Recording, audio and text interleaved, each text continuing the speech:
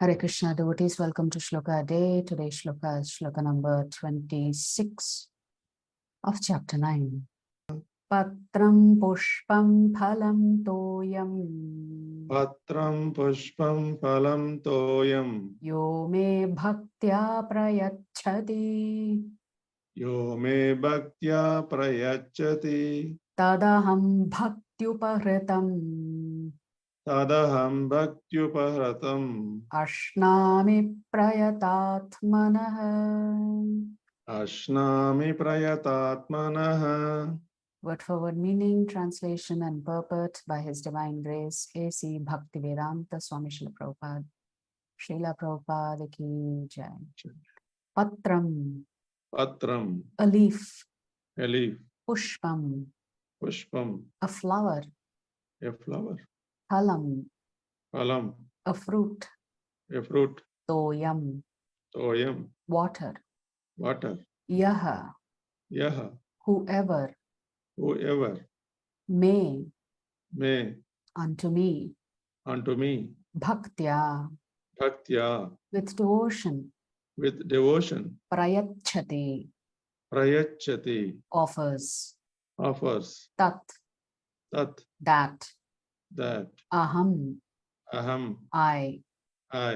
Bhakti Bhakti upahratam, offered in devotion. Ashnami, accept.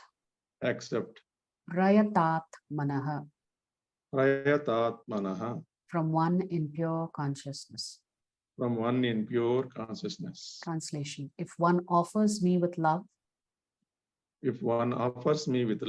and devotion, a leaf, a flower, a fruit, or water, I will accept it.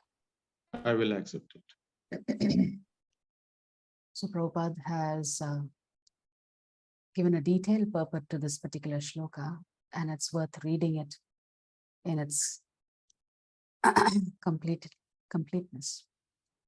Essentially, what is Krishna saying here? That Bhakti Yoga is so simple to practice. What he wants is your love. And what he gives back to you is whatever you have offered to him. That's the exchange that you're having with the Supreme Lord. For the intelligent person, it is essential to be in Krishna consciousness, engaged in the transcendental loving service of the Lord, in order to achieve a permanent blissful abode for eternal happiness. So we just discovered in yesterday's shloka that depending on who you worship, your destination is going to be different. All kinds of worship do not lead to Krishna. Only worship of Krishna leads to Krishna. The process of achieving such a marvelous result is very easy and can be attempted even by the poorest of the poor without any kind of qualification. Nowhere in the shloka has the Lord says, only if you become pure, or only if you're wealthy, only if you're a Brahmana, only if you're very intelligent, will I accept what you give me. Qualification is our love. The only qualification required in this connection is to be a pure devotee of the Lord. That's all. The Lord wants you to be completely surrendered to him. It does not matter what one is or where one is situated. The process is so easy that even a leaf or a little water or fruit can be offered to the Supreme Lord in genuine love, and the Lord will be pleased to accept it. No one, therefore, can be barred from Krishna consciousness because it is so easy and universal. Who is such a fool that he does not want to be Krishna conscious by the simple method and thus attain the highest perfectional life of eternity, bliss, and knowledge? Krishna wants only loving service and nothing more. Krishna accepts even a little flower from his pure devotee. He does not want any kind of offering from a non-devotee. He is not in need of anything from anyone because he is self-sufficient, and yet he accepts the offering of his devotee in an exchange of love and affection. So we have to give Krishna what he wants, not what we want. To develop Krishna consciousness is the highest perfection of life. Bhakti is mentioned twice in this verse in order to declare more emphatically that bhakti or devotional service is the only means to approach Krishna. No other condition, such as becoming a brahmana, a learned scholar, a very rich man, or a great philosopher, can induce Krishna to accept some offering. So one cannot hope to cheat Krishna by saying, I'm the most intelligent, and I'm the most wealthy. No. What induces and tempts Krishna and attracts Krishna to you is your love for him. Without the basic principle of bhakti, nothing can induce the Lord to agree to accept anything from anyone. Bhakti is never causal. The process is eternal. It is direct action in service to the absolute whole. Here, Lord Krishna, having established that he is the only enjoyer, the primeval Lord, and the real object of all sacrificial offerings, reveals what types of sacrifices he desires to be offered. We were discussing that when you worship the demigods, we have to be very precise in all of the rituals that we follow, because otherwise there is no phala for that. And even if you are very precise in your offerings to the demigods, Krishna has already said he's the one who is accepting it. He's the one who's the ultimate enjoyer. But Krishna is saying you don't have to go to the trouble of all of the Karma Kanda portion of the Vedas. All I want you to do is think of me, offer me something with love, and I'll take you back. So here, Prabhupada is saying, what does Krishna want? For the first time, he is explaining to us what he wants. But he wants it with bhakti, and hence the word bhakti comes twice in this particular shloka. If one wishes to engage in devotional service to the Supreme, in order to be purified and to reach the goal of life, the transcendental loving service of God, then one should find out what the Lord desires of him. One who loves Krishna will give him whatever he wants, and he avoids offering anything which is undesirable or unasked. Thus, meat, fish, and eggs should not be offered to Krishna. If he desired such things as offerings, he would have said so. Instead, he clearly requests that a leaf, fruit, flowers, and water be given to him. And he says of this offering, I will accept it. Therefore, we should understand that he will not accept meat, fish, and eggs. Vegetables, grains, fruits, milk, and water are the proper foods for human beings and are prescribed by Lord Krishna himself. Whatever else we eat cannot be offered to him, since he will not accept it. Thus, we cannot be acting on the level of loving devotion if we offer such foods. You can't offer to Krishna what you want, even if you do it with love, because he has already told us what he wants. So we should only give him what he wants. Not, okay, I want you to remove all of the karmic reactions from this food, Krishna, so please accept it. What is he accepting? Actually, your love. So if he's accepting your love, that means you should have been the one who's offered this items to him. In the 3rd chapter, verse 13, Sri Krishna explains that only the remains of sacrifice are purified and fit for consumption by those who are seeking advancement in life and released from the clutches of the material entanglement. Those who do not make an offering of their food, he says in the same verse, are eating only sin. In other words, their every mouthful is simply deepening their involvement in the complexities of material nature. If we, out of our own independence, do what we like and not follow the instructions of Krishna, and Prabhupada is explaining, we are elongating our stay in this material world through multiple lifetimes. but preparing nice, simple vegetable dishes, offering them before the picture or deity of Lord Krishna, and bowing down and praying for him to accept such a humble offering, enable one to advance steadily in life, to purify the body, and to create fine brain tissues which lead to clear thinking. Honoring prasadam helps you remember Krishna. Honoring prasadam purifies one's consciousness. So it's not only the body that is being benefited, it's both the mind as well as the intelligence, as well as our consciousness. So every time we are honoring prasadam, we are doing some tapas. It's a sacrifice. So here, what is Krishna doing? He is accepting our devotion, and in return, what is he giving us? His mercy. That means we can't buy his mercy with our money. We can't buy his mercy with our intelligence. We can't buy his mercy with our beauty.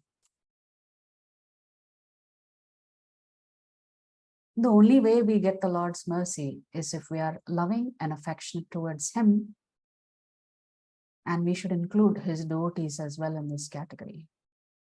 So because if we are not loving and affectionate with Krishna's devotees, then he's not going to be happy. So, and what is it that Krishna is valuing most? Not the exotic nature of what you offer him, not the wealth you have poured into what you're offering him. What he's accepting is your love. So that's what he values most. That's what the Lord is hankering for, actually. He's waiting for when you will express your love and devotion to him. Above all, the offering should be made with an attitude of love. Krishna has no need of food, since he already possesses everything that be. Yet he will accept the offering of one who desires to please him in that way. The important element in preparation, in serving, and in offering is to act with love for Krishna. So Prabhupada has very expertly said, it's not just preparing the food, it's serving it and offering it to the Lord. All of that has to be done with love. The impersonalist philosophers who wish to maintain that the absolute truth is without senses cannot comprehend this verse of Bhagavad Gita. So how do those who believe that the Lord does not have a form explain this particular shloka? It's difficult for them to explain because the Lord is categorically stating, I will accept what you give to me with love. To them, it is either a metaphor or proof of the mundane character of Krishna, the speaker of the Bhagavad Gita. But in actuality, Krishna, the Supreme Godhead, has senses, and it is stated that his senses are interchangeable. In other words, one sense can perform the function of any other. This is what it means to say that Krishna is absolute. So the Lord can eat with his eyes, he can taste with his ears, he can walk with his nose, because all of his bodily parts can perform all the functions, which is something that we cannot even understand or imagine. Lacking senses, he could hardly be considered full of opulences, which means for those who believe that he does not have a form, something that does not have a form, how can it have senses?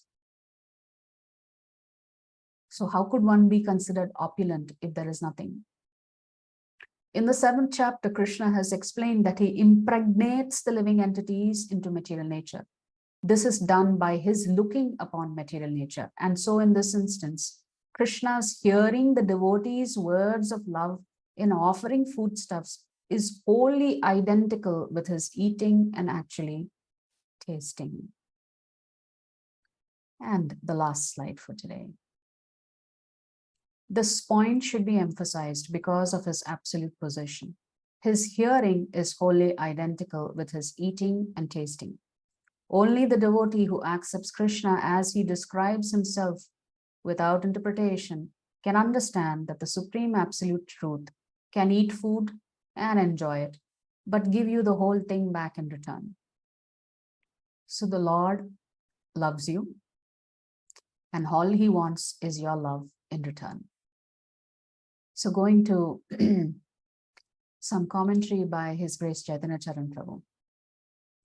Our ability may attract the rest of the world, but our availability attracts Krishna, which means in the mundane material world, our various talents, our beauty, our intelligence, our wealth may draw people towards us. But what attracts Krishna to us is not our abilities, it is our availability. Our availability means we make ourselves devotees of Krishna. We spend time practicing devotional service to Krishna. What he wants from us is our heart, our freely offered attention, affection, and absorption. Everything expensive is not valuable, but everything valuable is not expensive. So your love is what is most valuable to Krishna, not anything else, not anything else. People are often impressed by rituals that are exotic, elaborate, and expensive. The Bhagavad Gita cautions that such rituals, when driven by mundane consciousness, do not yield lasting results. That was what we covered in Shlokas 20 and 21.